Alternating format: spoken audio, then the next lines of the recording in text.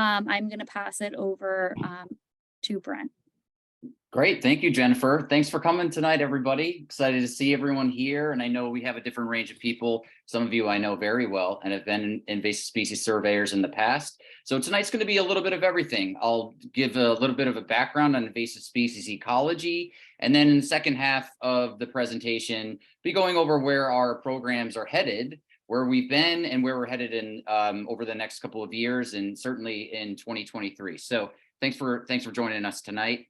I am the Associate Director of Stewardship at the Trail Conference, and many of you know the Trail Conference. Hopefully you've attended some of the previous talks before, but it's an exciting organization to work for. We have over 100-year history of working in our parks and and maintaining our trail systems. 100,000 volunteer hours annually for our parks from our amazing volunteers, which is really incredible. Over 2,000 volunteers helping to protect the lands we love. So we work in over 268 parks and nature preserves in the area. And as many of you know, in that over 100-year history, the vast majority of what we've done as a trail conference and organization has been developing, building, and maintaining trails. But many of you may not know that very recently we expanded our programming into other areas of responsible land stewardship. And that has dived into strategic management, some with invasive species, but management of landscapes in general, monitoring, education, and outreach. So we're much more than just a trail maintenance community now. We've really expanded our reach into land stewardship in general. And that's where the Stewardship Department comes in. If you look at our mission statement, we can break down a lot of this wordage here and what it means, so like what our department is interested in and focused on, but it's really to improve the integrity of our natural areas. And what we mean by integrity is ecological integrity, as well as like what we're seeing out there in nature, what brings us out to nature. How do we keep it beautiful? How do we keep it, that exciting, exploration that we all love to be outdoors? And what is our responsibility to maintain those natural areas in a pristine state? So for us in the Stewardship Department, that means responsible use, care for, and protection of the natural environment. So our department does a whole bunch of habitat protection management initiatives that involve invasive species, but also a lot of education and outreach on responsible use. We promote leave no trace principles, invasive species education, what are the threats to our trail system and our natural areas, and of course, not just kind of dishing out information, but inspiring others to get outdoors and protect these areas that we love to visit and recreate in. And of course, our wildlife and plants, need a habitat as well.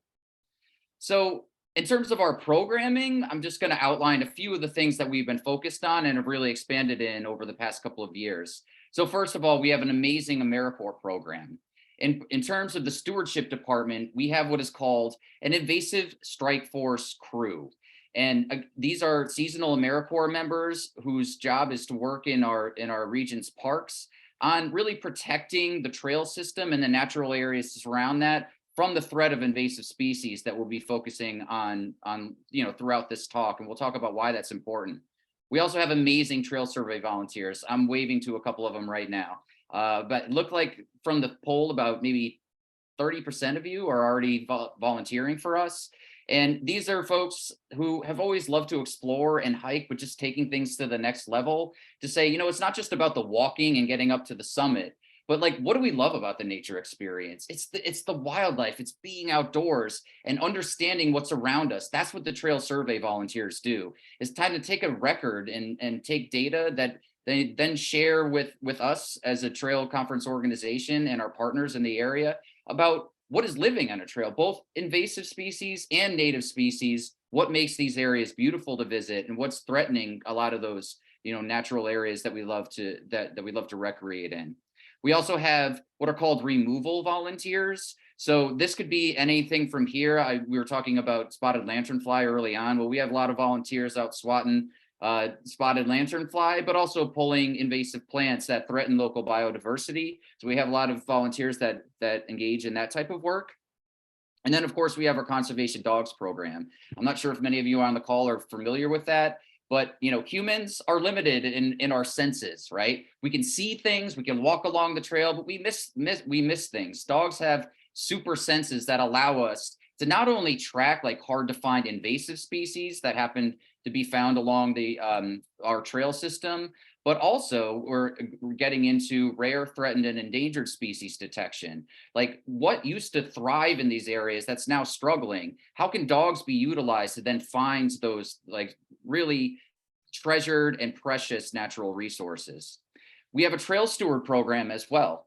These are, again, AmeriCorps members that go to really popular trailheads and do a lot of education and outreach to hikers and visitors, answering questions about what they could find along the hike, but also promoting leave no trace principles and making sure that we're being good stewards of the land and trails that we are traversing.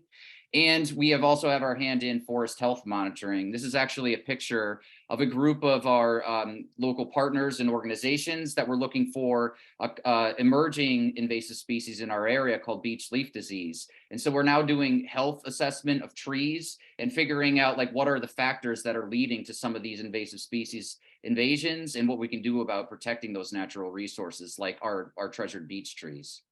So as you'll notice, our stewardship department does have a focus on invasive species, but the Trail Conference has been around for much longer than our invasive species program. Why even put our hands in this? So I want to answer that question right up front, because I know people have a lot of questions like, why are we even going in this direction?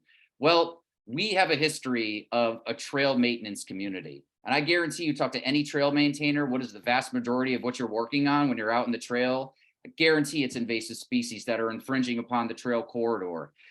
So anything that's kind of coming into that trail section that you are a trail maintainer for, it is most likely Japanese barberry, multiflora rose, some of the common invasive species that grow so fast and have this capacity for really a lot of expansion and taking over not only our trails, but a lot of the native biodiversity that brought us to these trails to want to build these trails, to look at these, this beautiful wildlife and native plants in our region. Well, invasive species are a major threat. It is a trail maintainer scourge. So we knew we had to have a hand in this as a trail conference to be a responsible organization to take care of this problem. And we also recognize that it's a much bigger problem that needed to be addressed on a regional scale.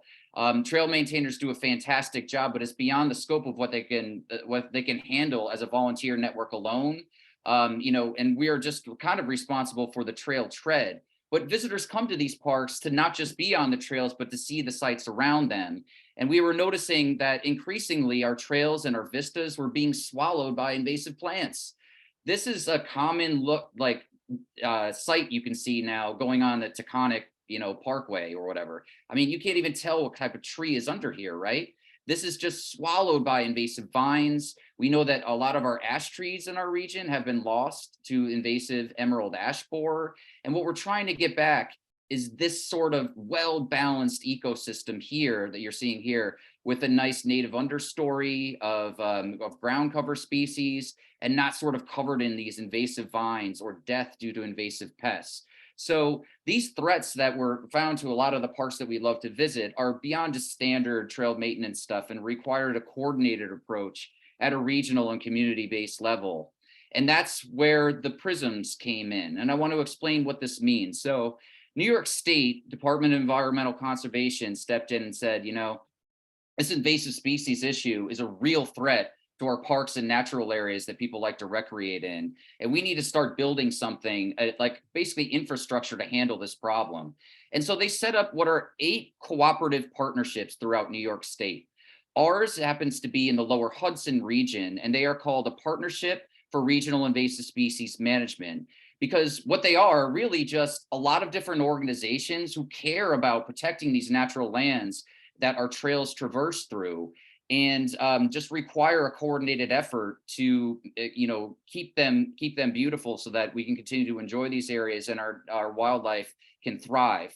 So this effort, these PRISM networks, think of it like as an alliance of organizations that need to come together to solve a common problem. They required a lead organization to kind of coordinate that effort, to rally the community members around it, to be like, we just can't stand idly by here and allow invasive species to take over these parks and natural areas. So voila, the Trail Conference stepped up and was like, we have a 100-year history of rallying volunteers. This is what we do really well. We have a well-established long-term partnerships in the region that we've built up over the years. We have a presence in New Jersey. So even though the PRISM itself is a New York State entity, invasive species know no boundaries. So the more we can understand about the species that are found in New Jersey, the better we can also manage lands in New York State, because a lot of these organisms, plants and animals, are moving back and forth between these systems, right?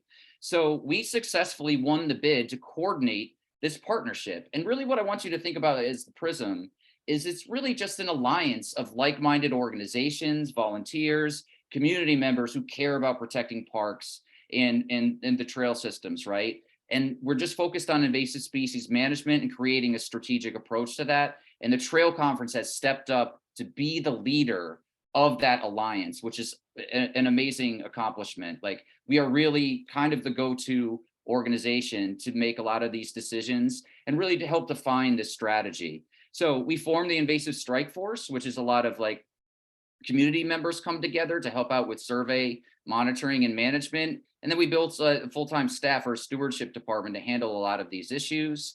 So this started as an effort in around 2012, 2013 to detect and manage the spread of invasive species in forested parklands in an effort to protect our native habitats and ecosystems.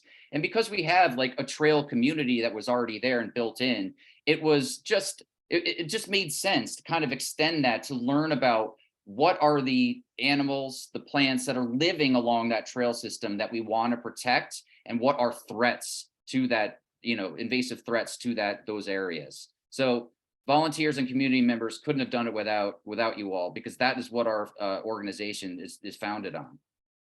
So just to give you a glance at what our partnerships look like, we now, the Trail Conference is, again, the lead coordinating organization, but we have 57 other regional partners. These include state agencies like New York State Department of Ag and Markets, New York State DEC, a lot of nonprofits, New York Botanical Garden, for example, Hudson Highlands Land Trust, a lot of these names that we have long-term partnerships with at the Trail Conference. We have steering committee members that help make strategic management decisions in our parks.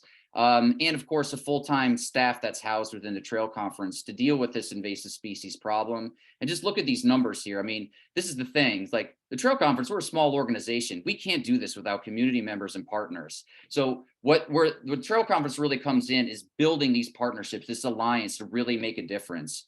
I mean, we had over 4,000 volunteers dedicated to invasive species removals and education projects last year. That's 17,000 hours of service just for invasive species work alone, because of these partnerships that we helped to build.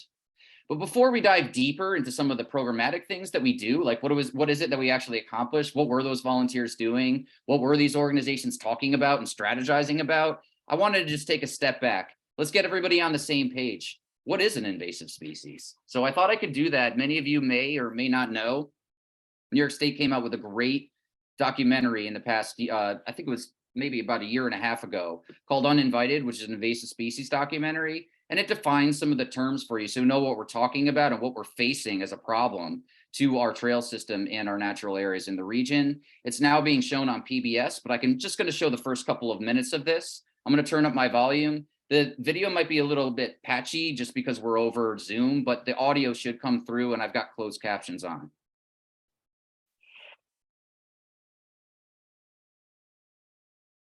So one of the first things that I want to point out here is that an invasive species, it's not just a plant. We talk about invasive plants a lot, but it could be animals. It could be diseases that are essentially come from another geographic region and are brought here by humans into a new area where it has not evolved. It doesn't have natural predators, right, that can contain it. And it kind of spreads and causes some sort of harm to the environment, economy, or human health.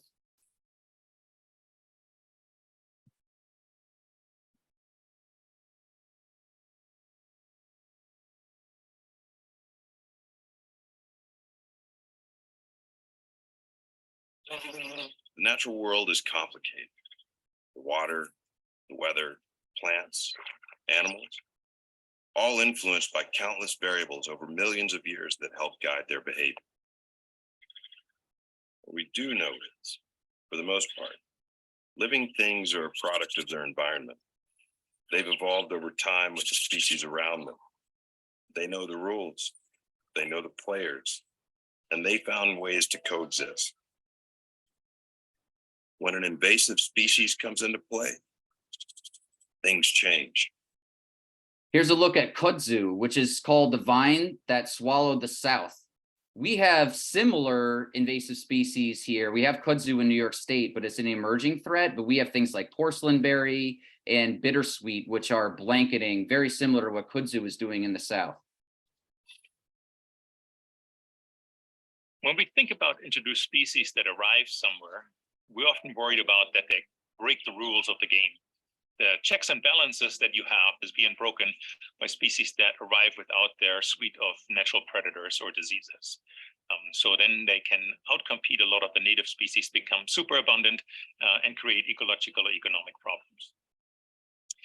The big problem with invasive species, particularly invasive plants, their definition, by definition, they are non-native plants. So they're coming from someplace else, which means any of the insects here have never seen them before, that they don't have the adaptations to be able to get around their particular chemical defenses. And the other part of the definition of an invasive plant is that it's aggressively displacing native plants. So you have a plant, and around here, it's typically from Asia, from China, that is aggressively pushing out the plants that are now supporting the wildlife around us. So they look like plants, they look like they're contributing to the local ecosystem, but almost nothing can eat them.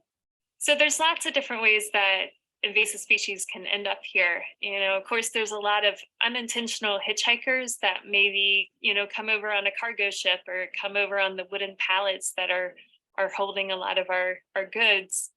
But there's also a lot of intentional introductions.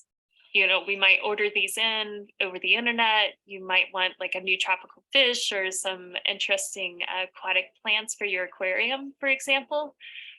But what happens when you can no longer take care of it or you need to move? In many cases, a lot of times these get dumped into a local water body. Now you've introduced a new fish species or a new plant species that can easily take over because that lake or that water body is not adapted to that new species. I think this is important to know that a lot of the invasive species we're dealing with today were bought on purpose. They were sold in the nursery trade because they were really pretty. People put them in their properties, and now they've escaped that cultivated state and are now spreading through, you know, like birds spreading their seeds, etc. And then others just come over by accident, as they mentioned before, like on shipping crates and things. And so it's really important to monitor them, what's coming in and out of ports, so that it doesn't have the ability to escape and get introduced into these natural areas where we love to hike and recreate, and you know, that supports so much of our wildlife, our pollinators, etc.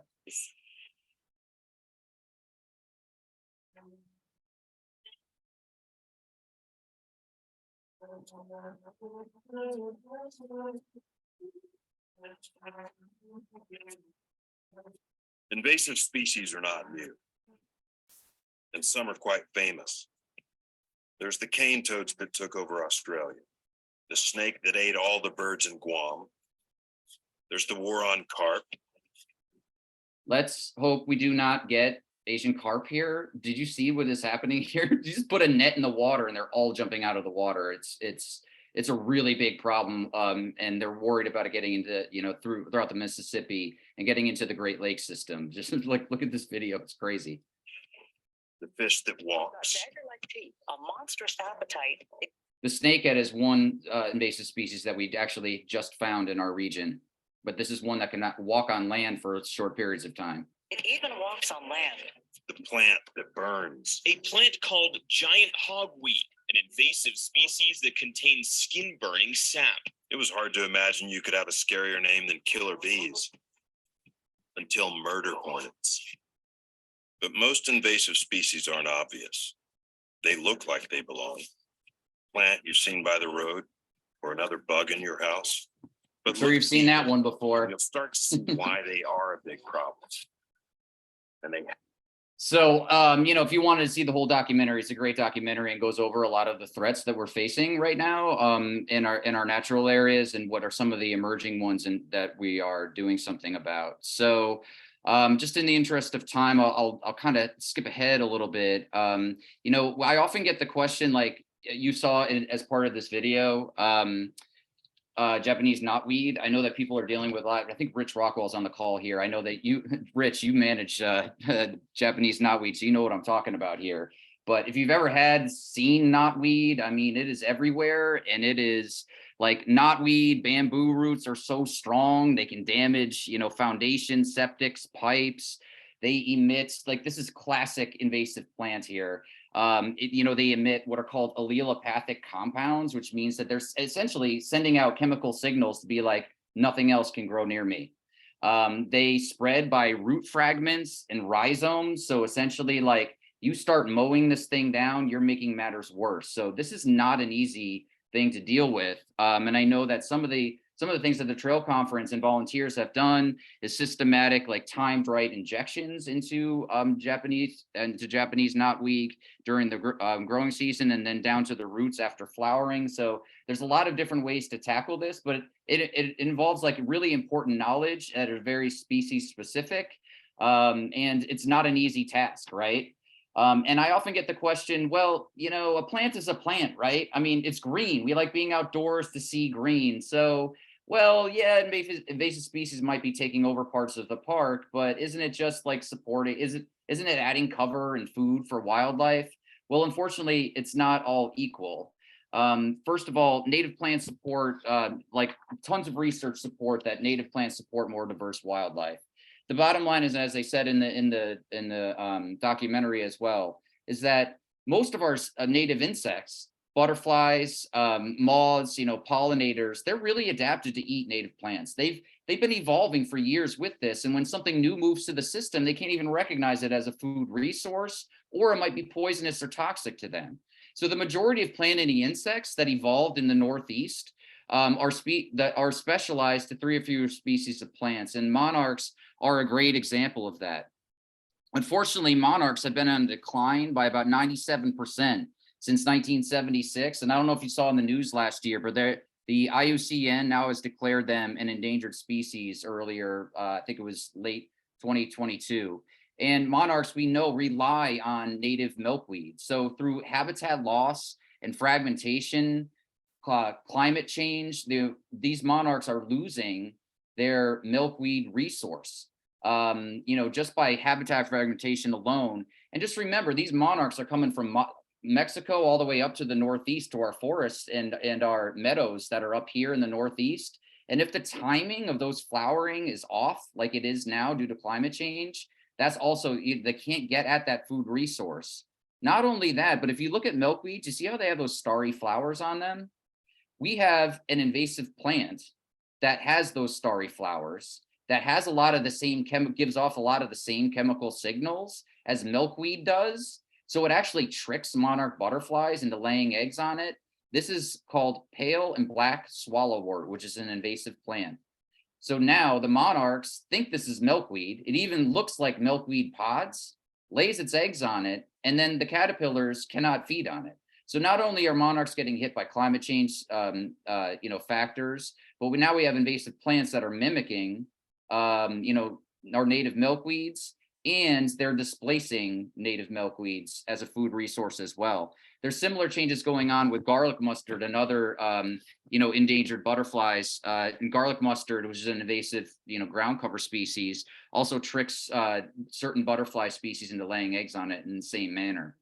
And so with the loss of native plants, the number of insects in the environment is also globally declining. So we, you know, again, talking about these pollinators, and we know that insects serve as food for many other animals, including birds. I saw on the poll that we have some birders here that go out, like to see birds as well. This is not just an invasive species problem that is just with plants, but invasive plants impact bird populations as well. In fact, 96% of the terrestrial bird species focus on caterpillars when they're rearing their young. And the bottom line is that caterpillars are really healthy. They're fatty, they've got carotenoids, they've got proteins, and chickadees during their feeding season have to feed about 300 caterpillars a day to their young before they're fledged. And native hedgerows produce 22 times more caterpillars and 10 times more species than invasive hedgerows that we are dealing with in our natural areas. The other thing that a lot of people don't know or don't consider is that not all berries are created equal. So essentially, just like the caterpillars just like the butterflies, birds co-evolve with native plants as well. In the summertime, they really want high sugar berries in the summer to kind of get them through that season where they're really active. But in the winter time, what birds really need is really fatty stuff over the winter. And what ends up happening is if you take a look at this data here, these are all the native species. This is like arrowwood, viburnum, spicebush, dogwood, northern bayberry. You look at their fat content in their berries, you see how it's up at 50%, 23 to 50%. But invasive berries like multiflora rose, honeysuckle, bittersweet, burning bush, you're talking about a fat content of like less than 1%. This is not going to help birds survive over the winter. So what does it all mean? What's the overall goal of our programs? Well, it's not just about pulling out invasive plants. It's about supporting the native ecosystems, the birds, salamanders, trout even. You know, we have a invasive forest insect called hemlock woolly adelgid, which is attacking our hemlock trees. That is influencing the health of hemlocks, which are important for trout, native trout swimming in our streams, right? Butterflies, bobcats. This is not just a plant problem. We're really trying to protect those habitats of our native wildlife and plant species. So that's where we come in. That all hope is not lost. That's why the Stewardship Department came along, and we have this partnership through PRISM to deal with these issues. So we have trail stewards again, welcoming visitors, providing public information on responsible use of trails that they cross. And the good thing is that, like I said before, the Trail Conference can't do everything. That's why we have partners, and we can subcontract out certain projects so we don't have to take it on all ourselves, but we can build this alliance and really bring other people into the fold that are kind of underrepresented in the environmental field. So the Trail Conference has really put a lot of focus and effort on DEI efforts and to get underrepresented populations in the field out into the outdoors and accessing outdoor resources. And the PRISM contract and our PRISM partnership has really allowed us to build the largest internship program in the region with a lot of members underrepresented in the environmental field, which is awesome. It's a great achievement, and it feels like such a great sense of teamwork and really kind of representing the communities that we serve. The Trail Conference also has the mission of that environmental conservation is a shared duty. Again, we can't do it all ourselves. That's what the importance of a partnership. We have core members that have like some amazing swap days and special projects. We are now able to take on volunteer-led projects and things that trail maintainers are now seeing out as issues along their trail sections. And this year in 2023, we now have 8 AmeriCorps members dedicated to invasive species and trail maintenance type of work. And we're now going to be able to respond to trail maintainer needs, which we have not been able to do in the past. So our program is really expanding in that direction, and it's very exciting. The special projects that collaborate with volunteers, different crews working together, different facets of the Trail Conference, trail programs, stewardship, all working together. That's the golden ticket right there, is that feeling of collaboration and shared responsibility. And of course, our volunteers are our superheroes, right? That's one of the core values of the Trail Conference. And as I said before, we have a lot of trail maintainers, master gardeners that work with us that are now collecting data on what is found along the trail system, what's living, both native and invasive species, and what we can do to protect those areas. We have volunteer-led work days. If you're interested in learning more about, feel free to get in contact with us. Those typically start up in May, June. And we have a lot of opportunities to get out, get your hands dirty. And again, it's not just us doing this. It's a lot of our partnerships have now, especially in Westchester County, so many volunteer opportunities to go out and participate in, taking care of your parks and trail systems. Respect is essential to success. It's another core Trail Conference value. And we believe firmly that our projects lead to results. We are a trusted resource, of course, in invasive species management, but also volunteer engagement. And as I said before, our conservation dogs program is literally one of a kind. And I wanted to show you one more example of the type of collaboration, including volunteers, trail maintainers, core members, state agencies coming together for an inspirational project along the Appalachian Trail, for example, which I'm going to show you in a second, where all kind of our programs all hit together. And it's sort of the sweet spot of where the Stewardship Department can really be a leader in preserving the AT, and bringing various parts of the trail conference together in really collaborative ways. So I want to show you a video on that. Sorry, I got to get this Zoom window out of the way.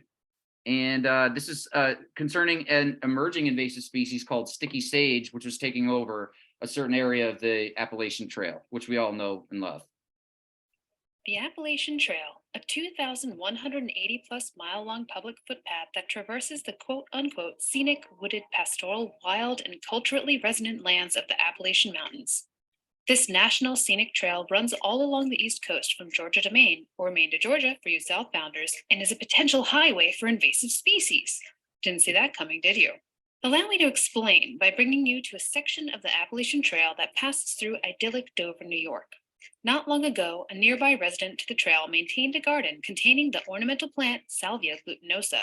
Okay, so here, the sort of connection number one, you have a gardener who put this in their garden and realizing that this escaped. So community awareness about things is extremely important. That's the one connection that this partnership helps to make. Sticky sage, what started off innocently enough, as many stories like this go, turned sour when the plant became overgrown, escaping its boundaries into the surrounding natural area, causing it to invade the Appalachian Trail.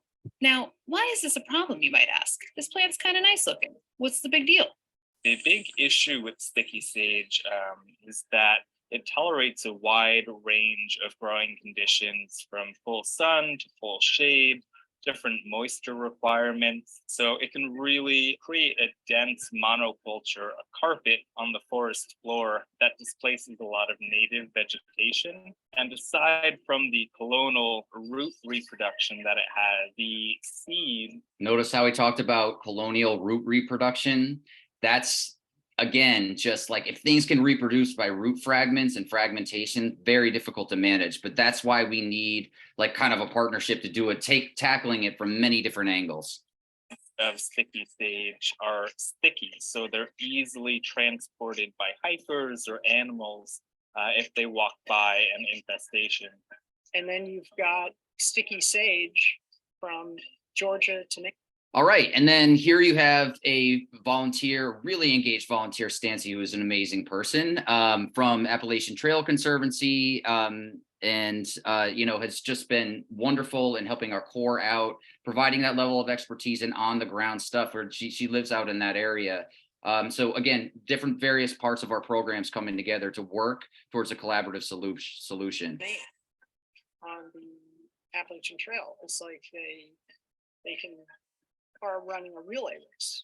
That's Stancy DeHamill. She's been involved with the management of sticky sage for many years now and has worked with everyone from the National Park Service to the New York, New Jersey Trail Conference and more in the process. Invasives don't care about boundaries, state lines, those sort of things.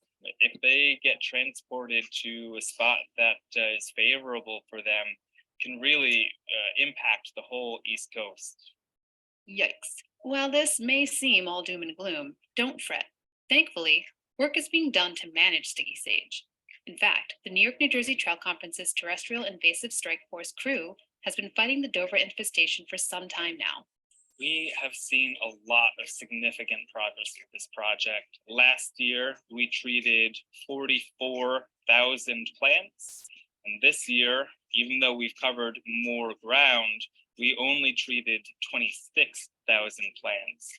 And there are some sites that have had tenfold reduction, from 23,000 at one site to 2,000 from last year to this year. We've searched this year over 300 acres for sticky sage. This is the first year that we really feel like we've finally encircled the infestation, which is really important for minimizing the spread of the species and developing plans for future management practices.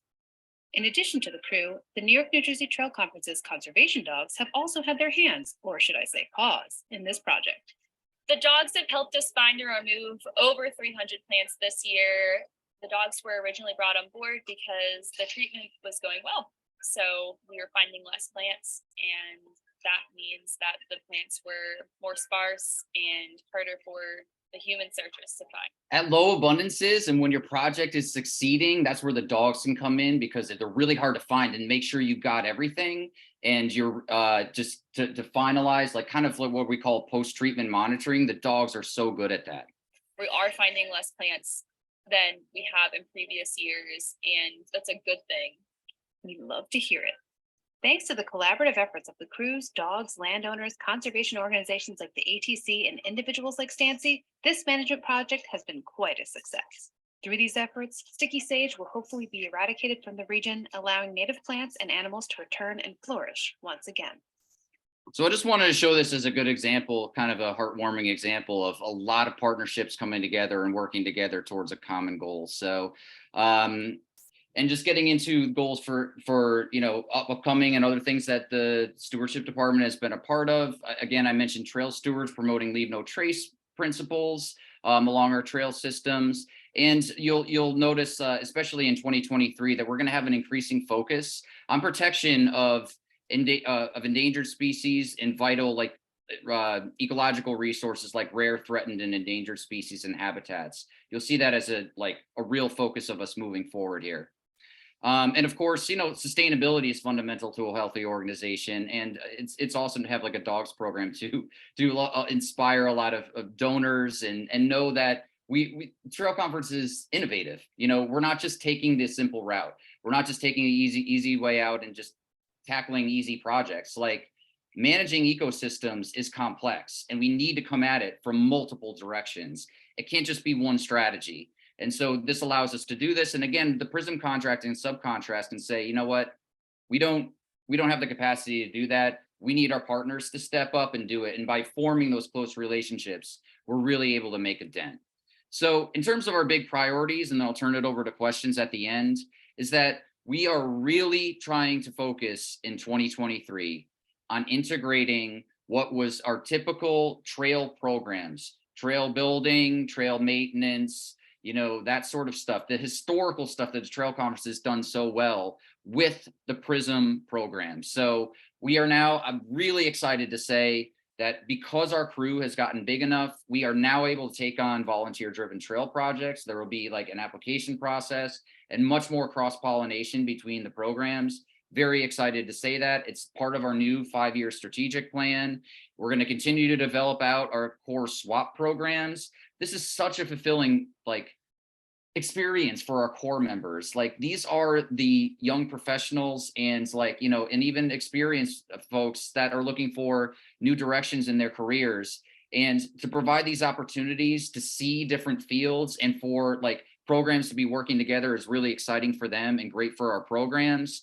We're going to be creating a trail maintenance best practice guide for trail maintainers.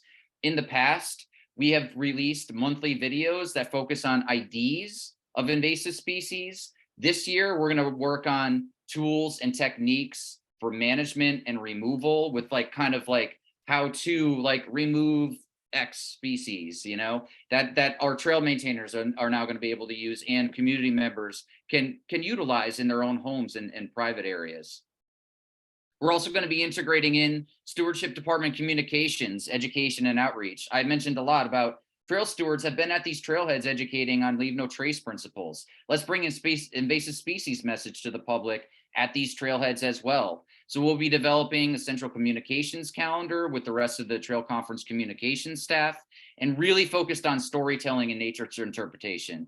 You saw 2 tonight of the videos, or actually maybe it was just one, that Christy has created, our new stewardship communications coordinator. She's so talented and so good. We're going to continue on this storytelling vein and put the information out to the public. Our digital reach has dramatically increased. And with trail stewards, we are now meeting people at the trailheads to deliver these messages as well.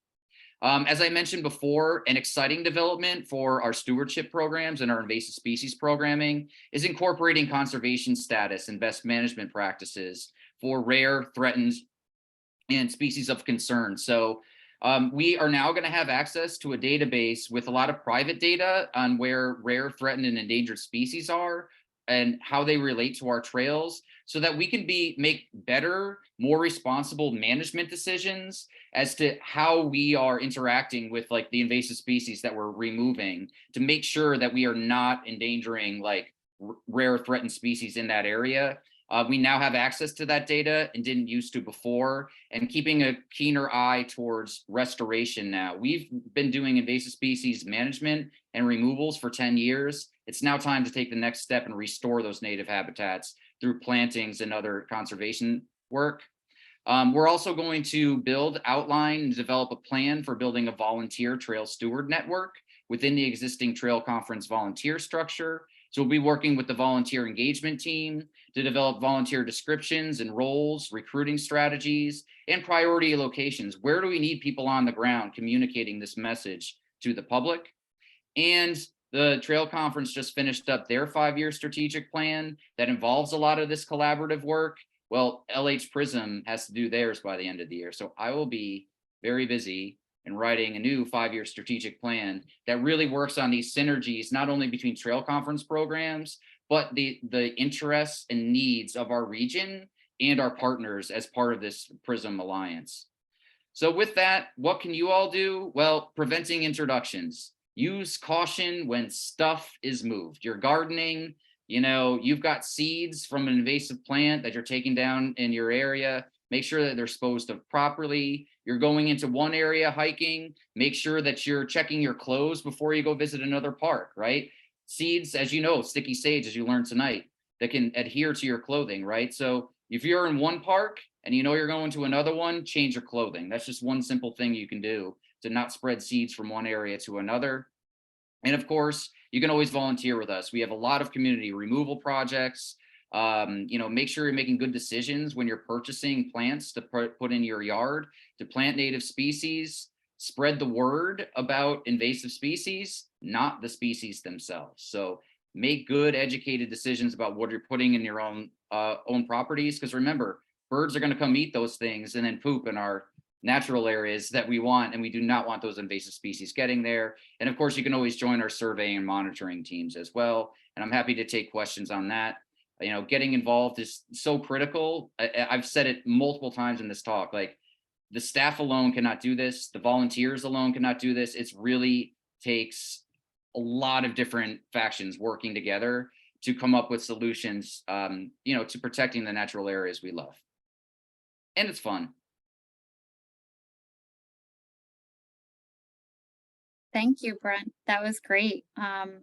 Yeah, so I'll give everybody a few minutes to think about questions. Feel free to chat them, or it's a small enough group that we can go one by one. But the invasive species program at the Trail Conference, the Ecological Stewardship Department, is it's watching it transform over the years has been really cool, and seeing it become a holistic approach to how we operate, and really integrating it into the importance and the values and the trail experience. So I always feel like the more you know about invasives, the more you get hooked on it, and then you can't stop seeing them everywhere, and you get hooked. So a lot of people start with the Trail Conference, maybe being avid outdoors people, hikers, and then they branch into a little bit more about invasives. And the more it's been really great learning experience for myself as well. Does anybody have any questions for Brent? That was a crash course, so it could be unrelated to what I meant. I mean, I could answer questions about spotted lanternfly, whatever y'all want to talk about. I'm here for you. Jane, you have a question? Yeah. Well, let's go Jane, and then Anne. Okay, go ahead, Jane. One is a real question, and one is something I noticed in Michigan about 3 or 4 years ago in the Upper Peninsula. Maybe that's so specific, I'll do it first. They had places when you left one of the parks to just brush your shoes, not take them off, just a thing. It wasn't perfect, but you didn't have to do anything fancy. They just said, please, we don't want to spread things around. And so they had some kind of brush thing near many of the trailheads. And I thought that was pretty cool and pretty not complicated and gave a message without, I mean, you do have to set them up, but it seemed it was all over the Porcupine Mountains and other places in the UP. So that was just a specific that I noticed and Yep, wondered. and Jane, just to add to that is that we do have what they're called boot brush stations, and there are some in many of the parks throughout here. We made a big push about 2 years ago to install a lot within the Lower Hudson Valley, and we're making another push to involve the trail stewards. They're going to taking this on as part of their role to install some in some of the popular trailheads. So I'm so glad you brought that up, because it's a great opportunity to know that we are aware of that. We think it's a great educational resource and are very excited that we're going to be continuing to move that forward. Oh, good to hear. And the other thing is, it's a little tricky with the word, and you said it about invasive species and non-native. Years ago, they said it was native and non-native. Then they finally said, well, and you said it, it's non-native and may cause and is likely to cause harm to the environment. And it's a little tricky for people who don't know that difference. And you want to be careful not to run around. I just don't know how you do it perfectly and tell people, oh, that's not native, you can't have that. You know, there are ones that you brought up, the knotweed, and others that take over the environment. So it's not easy. I'm just thinking that's one of the areas when we use our words too loosely.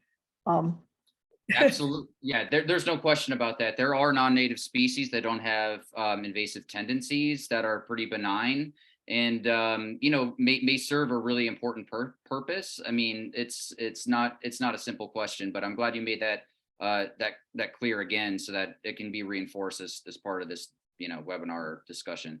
The third thing I learned at Randall's Island, and it's only, I mean, I do horticulture when I'm not doing ecology or not doing farming, but some plants you could really take out without being quite as careful as others. There are some, if you don't go really deep, you shouldn't do it at all. I'm thinking it was Italian arum that somebody planted, nobody knows who, 8-10 years ago. And it takes hours and hours and hours to get a few inches out correctly, because they've got those underground roots that go little skinny things all over the silly place. And so I trust that the strike force gets trained as best possible. We don't know everything, but that's a tricky one. Yep, that's right. And with the little tiny roots are probably rhizomes, and I had mentioned that earlier. Those are the most difficult to deal with, and unfortunately, some of the best ways are through we don't always resort to it, but sometimes best management practices involve pesticides, but you got to do it safely, and it's got to be not near a water source. There's lots of considerations that we go into before we put down pesticides, but there are other ways of handling it as well that are less don't necessarily involve chemicals, that you can do as well on a smaller scale. Thank you. It was a great talk. Thank you. Yeah. What's up, Ann? Okay, one of the first things, and this is something I've been thinking about for a very long time, as you were just mentioning with Japanese knotweed, and one of the things you shouldn't do is mow. And we know villages everywhere, municipalities, road crews constantly mowing. And I know just, going along Saddle River bike path in Jersey, and they're mowing and the pieces are falling into the Saddle River. Is there been any attempt to educate municipalities about you shouldn't be mowing Japanese knotweed? Well, as I had mentioned before, so the PRISM again is an alliance, right? But it is a contract that the Trail Conference is a leader on. So there are certain projects that our staff can take on, and then there are others that were like, we can't do it, and we subcontract out. This year in a call, and for the past couple of years, we put out a specific call, like, please submit projects, to education and outreach to municipalities, Department of Transportation, et cetera. And it's very difficult to reach that demographic often, because it often involves an investment of resources that they may not have at their disposal. It takes long-term thinking, but I absolutely agree with you that there needs to be more presence in educating. No question. Yep. Yeah. Well, then one other quick thing I had wanted to ask. At the very beginning, you showed the video. There's a video had Doug Tallamy in and things. Yep. Where could we be able to watch that entire video? Yeah, I can put it into the chat in a second here. Oh, that would be wonderful. Yeah, because I'd love to watch the whole thing. Yeah, it's good. Yeah. Actually, our dogs program is featured in that. And it's like it's a pretty well-known documentary. It's cool. Yeah, good. All right, I'll thanks. give you the one on PBS's website. The DC has it on their own website, but this should work for you all as well. Yeah, okay. And I had a similar thought, so I put it in the chat, but Japanese knotweed came into my backyard via a septic truck. Wow. I border Wawanda State Park, and so I had no idea once we moved in, and I'm looking at it, I'm like, oh, look at those, like it looks like bamboo. I'm like, well, bamboo's not good. Then I'm like, wow, it's really growing crazy. And because I worked at the trail conference, I had taken all these pictures and I brought them in, and I've been here 6 years and I'm still bagging and dealing with them before they grow taller than me. But I actually had brought it up. I have a friend who does wells, and I brought it up to them. Well, do you wash your trucks when you're going into yards and stuff? And she was like completely blown away. And I was like, because I'm Are you pretty, kidding? yeah, I'm like, not pointing fingers or anything, but when a septic, Right. I'm like, that had to be it. And so I feel responsible for trying to manage it before it goes into the forest. And then that's what I'm looking at is this bamboo, and I'm right over by the Appalachian. But similar to what I didn't think about, when you're behind the mowers, just mowing them, you're correct. Oh. So it's almost like in towns and people who are working in construction vehicles, just like they're doing with the boats, like spraying, and it should just be part of their culture and part of what they do as management as well. Just wanted to add that. Let me see if we had any other. We have a question. Could you give some more examples of treatment to invasive species plants that the trail conference has implemented? I saw spray in the video. Yep. Every species is different, and there are what are called, like the lingo, I guess, in our field are called best management practices. That's like that phrase is like a thing. Like it's like, for this species, here's the best management practice.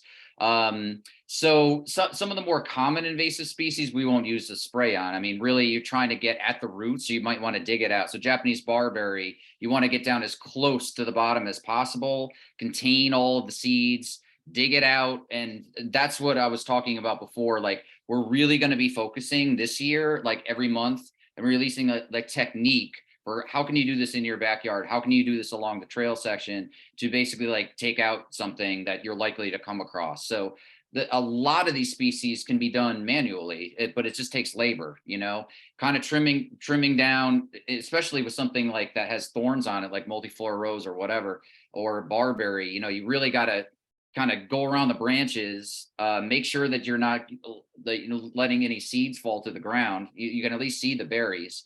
And then you get down to the base of it, and then you got to really dig it out, like and pull it out of the ground. So a lot of manual removal techniques. Japanese spirea is another shrub that we're often dealing with. A lot of the shrubs don't necessarily need to involve sprays. But I'm trying to think of another method besides like manual technique, but they're very species specific. We have some do not cut ones. Like if you cut it, they can grow what are from roots, essentially, like root sprouts. So like, let's say for example, Ailanthus or tree of heaven, the one that is the host tree for spotted lanternfly. Like if you cut the main trunk of that, and you don't stay on top of it, you are making matters worse. Because what ends up happening, think about the trees, like, I just got really stressed out, you're trying to kill me. And then underground, they're like sending out stress signals to be like, you will not kill me. And then they start growing new trunks from the roots. So those are called root suckers and root sprouts. And a lot of trees that you try to cut down, you're like, you don't even know that you just made the problem worse. So that's why, you got to be careful about what you're cutting down, because, it depends on the species. And sometimes you got to get the whole thing. And sometimes you need chemicals to kind of get in there. Or blanket it with like a mat or something, so there's no way it could photosynthesize or stay on top of when it starts resprouting, to pull out the easy to pull ones as it just starts to resprout. Okay. Any other questions?